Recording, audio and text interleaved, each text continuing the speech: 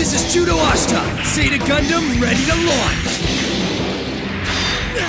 My fellow hack and slash junkies, it doesn't get much better than the Dynasty Warrior series for copious amounts of total battle control and riveting storylines that will have you hooked on your console for hours. But do you know what's better? Replacing the same old Chinese generals and their armies and the Romance of the Three Kingdoms storyline with gigantic mechas known as mobile suits from that timeless space-age anime known as Mobile Suit Gundam. If this tickles your fancy, you might want to run out and get a copy of Dynasty Warriors Gundam 2, developed by the good folks at Koei and Omega Force, and published by Namco Bandai Games for PS3, also for PS2 and Xbox 360.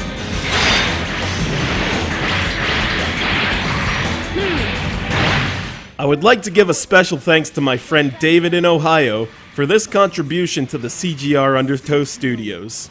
If you've been following me long enough, you'll know that no matter how mindless and repetitive a hack and slash like the Dynasty Warrior series may seem to the more nitpicky gamer, I will always defend the notion that blowing away an entire army of Zaku tanks never gets old. Dynasty Warriors Gundam 2 follows along with the framework of the Dynasty Warrior series. You can select from over 60 mobile suits from variations of the Gundam anime. Typically, you'll start playing in either official or mission modes.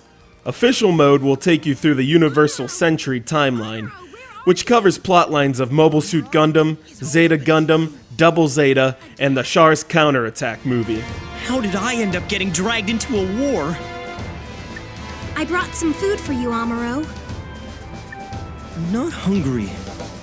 But you've got to eat, Amuro. You're the only one who can pilot the Gundam. Mission mode is a little less linear and offers the player more choices as to where the story goes, with different playable characters and mobile suit customization. But gameplay for either is quite similar. Once you're thrust into the middle of battle with your mobile suit, you'll discover that all too familiar hack and slash style all over again in its repetitive greatness. Requesting immediate status report. Attack combos can be activated just as you would in regular Dynasty Warriors, but there is the addition of the charge attack, where you hold down the square button to bide your attack power and then release it in a blast of fury. Wow, Amuro, that's some hot stuff! The game does well to include elements of the story whenever appropriate, which adds life to the static style of gameplay. I don't care if it's a war. I'm going to save Lena. One feature I liked a lot is the quick time events. If you happen to strike your opponent at the same time as he does you, you will have to follow the button sequence that shows up on the screen in order to overpower your adversary and gain the upper hand in combat. As you progress with your character, your mobile suit will get stronger, and you will have access to more weapons, which is pretty much standard routine for Dynasty Warriors titles.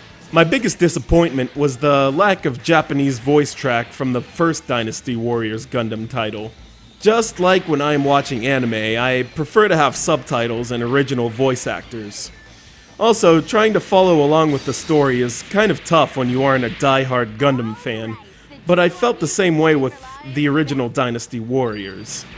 So I just put all my eggs into the hack and slash basket and pay more attention to the pretty graphics and the undisputed amount of detail put into making each mobile suit look as flashy and powerful as possible, and suddenly, I'm not so disappointed anymore. Nice work, Judo!